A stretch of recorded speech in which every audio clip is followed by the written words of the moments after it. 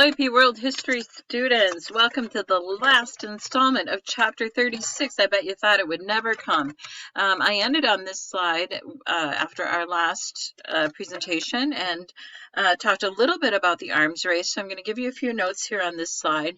After the Cold War commenced, after World War II, the USA and USSR started a huge race to develop the biggest and the strongest and the most weapons possible. And so this race of technological development, I want you to take a look at the videos that I've also attached to today's lesson, and you'll see the number of types of bombs that were developed.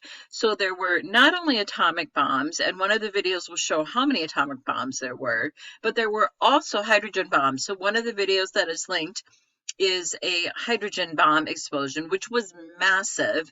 And then we had nuclear powered subs, intercontinental ballistic missiles. These are called ICBMs, and these are missiles that we're still concerned about, ones that can go from one continent to another. And all of these weapons together led to something we call MAD, or mutually assured destruction. The point is, if one country, one of the superpowers, were to start a nuclear war, the other would counterattack, and therefore the idea was that in our minds, even as a child during the Cold War, is that the whole world would erupt into a nuclear explosion. This really was a time, I think, of just incredible technological development, but also sort of a scary time when we think about what the ramifications would be if indeed these bombs were used. The Tsar bomb was absolutely gigantic as well, and I have a video attached to your lesson today, so watch that one as well. So between the atomic bombs, the ICBMs, the Tsar bombs, and the hydrogen bombs, certainly the Earth's future was potentially at stake. Meanwhile, what we have going on is a non-violent Cold War rivalry, and this is the space race. Who is going to win the race to get into space?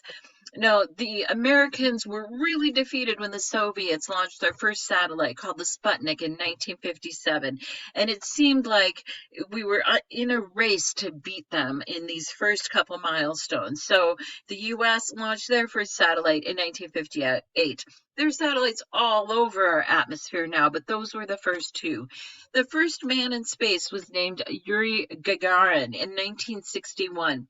This was a really exciting time for the Soviets and for the world. A man actually went into space. Sadly, Yuri Gagarin had a tragic ending. He was such a hero. He ended up falling into alcoholism and passing away at a young age. But the first U.S. resident or citizen to go into space was John Glenn in 1962. And for those people, if you have grandparents or whatever that were alive at the time, ask them if they can remember this, because that was a pretty important event. Now, the U.S. is just like, dang, we do not want to be behind the Soviets. You know, we had the first atomic bomb. We were the first one to use it, and now we're behind them in the space race. So this took a major self-examination and a change in public education, and JFK certainly encouraged this and encouraged a focus on math and science. And the United States became clearly one of the leaders in technological development, and a lot of it revolved around both manufacture of weapons as well as the space race.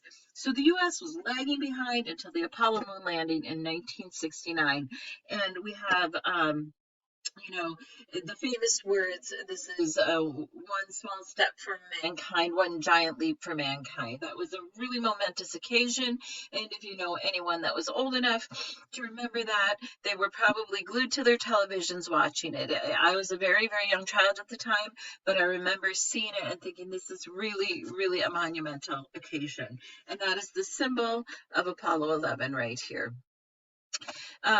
So what's happening in the Soviet Union? Stalin dies in 1953, and he was given a hero's burial. I mean, people wept at his death. However, Stalin was admittedly an incredibly brutal man, and millions of people died under his rule. Nikita Khrushchev became the premier, and he actually condemns Stalin's methods. Now, I have a recording here that's underlined where Khrushchev actually does denounce Stalin. We're not going to be able to see it, but he ends the rule of terror. He liberalizes Soviet society so that there can be some moderate market reforms. He removed pictures and statues of Stalin. In fact, there's some pretty interesting videos if you look them up online where you can see Stalin's statue just being pulled down and dragged away.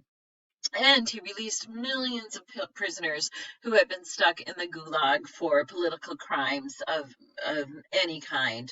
And the kitchen debate was something that occurred between Nixon and Khrushchev. And what happened there was Nixon actually went to visit the Soviet Union, and he met with Nikita Khrushchev, and he showed some of the modern appliances that we had here in the United States. And then Khrushchev makes the point that, well, we're behind now, but we're going to catch up to you really quickly. All right. Later Cold War policies. The USA continues the containment theory and this domino theory that if one country falls, another will fall, etc. And this is what led to our involvement in Korea and then later in Vietnam, and also in Central America and Afghanistan. What happened in Afghanistan, I don't really have time to cover here so much, but the Russians invaded Afghanistan, and then the Americans came in and tried to train actually the Taliban, American CIA agents, to fight back the Russians. The Russians eventually left, and what was left in Afghanistan were some American trained Taliban soldiers.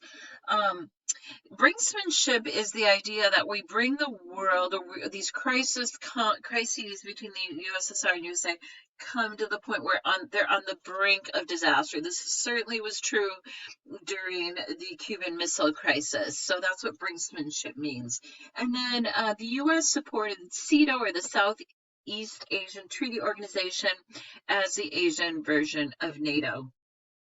In the USSR, we have Premier Brezhnev here, who is pictured here, and the Brezhnev doctrine was somewhat like the Truman Doctrine, in that no country that was in the Eastern Bloc countries of the USSR could leave the Warsaw Pact, and any opposition to socialism would be fought, just like any country that tried to become communist by the containment theory would be opposed.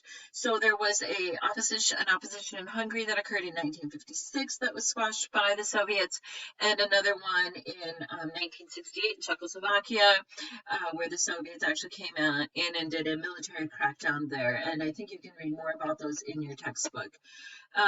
Now we have later on a period of détente, and this was a reduction in hostility between nuclear nations.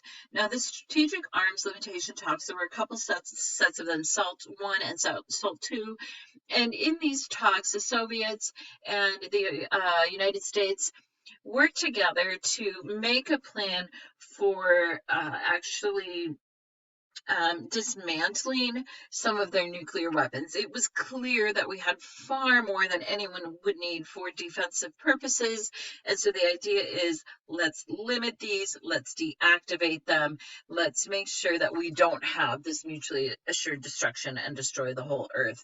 Another huge step in relations in the Cold War era was when Nixon went to China and visited Mao Zedong. This was a very, very important symbolic gesture, because China had been completely closed to the West, and in fact there were not really any openings into the West until the 1980s. So the Cold War ends. The USSR economy is struggling in the 1980s. They have spent so much money on military and space, and yet their people are going hungry and they are suffering in poverty. mostly peaceful revolutions occurred in Eastern Europe. One of the most notable ones was the one that occurred in Poland under Lech Walesa, and the Velvet Revolution is another one.